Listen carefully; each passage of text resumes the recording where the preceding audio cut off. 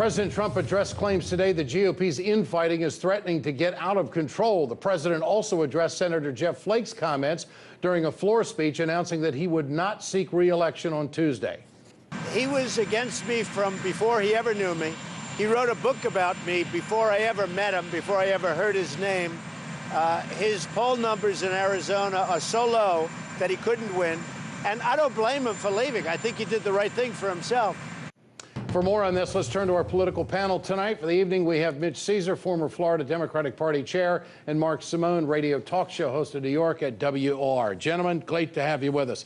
The Flake fallout, the Corker and Flake. Now, Mark, these are two guys that aren't running.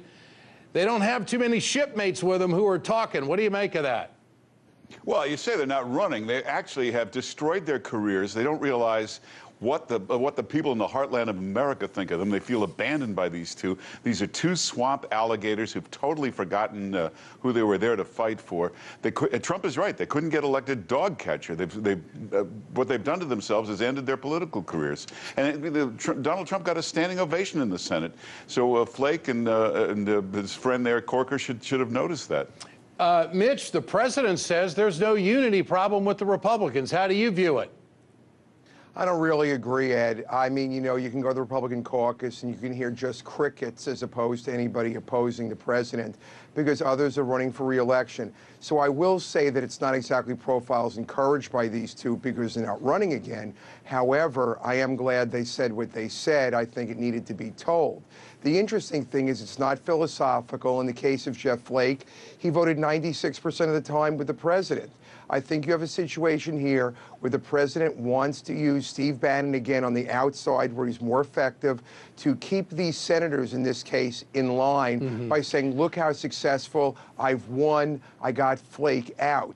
The problem is he's possibly blowing away any possibility for a legislative agenda success, whether it's on taxes or health or even our Iran nuclear deal by these two senators, perhaps bolting on one of these two issues because they don't have to run again. What do you think of that, Mark? How does Bannon play into this, and what about the agenda?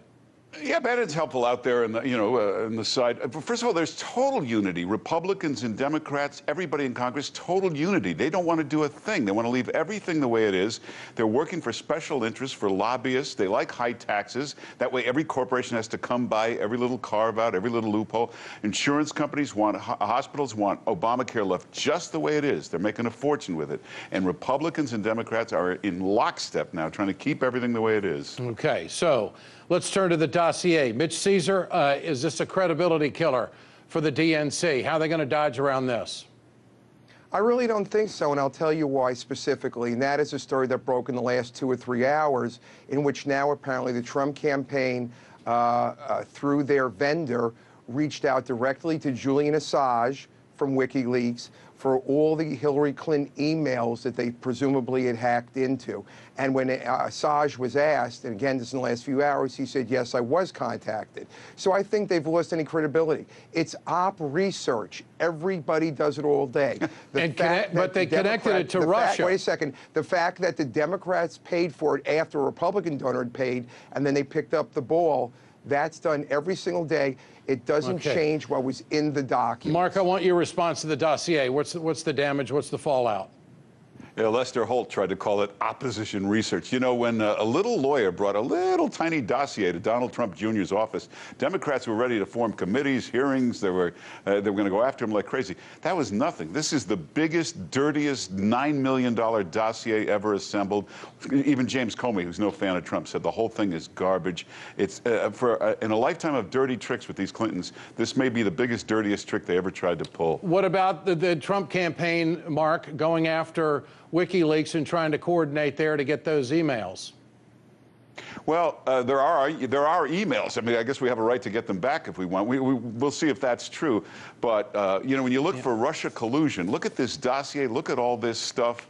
And here we are busy trying to see if they took one ad on Facebook. I mean, let's go after this and see what happened here. Mark Simone, Mitch Ceasar. Gentlemen, thank you so much for joining us tonight.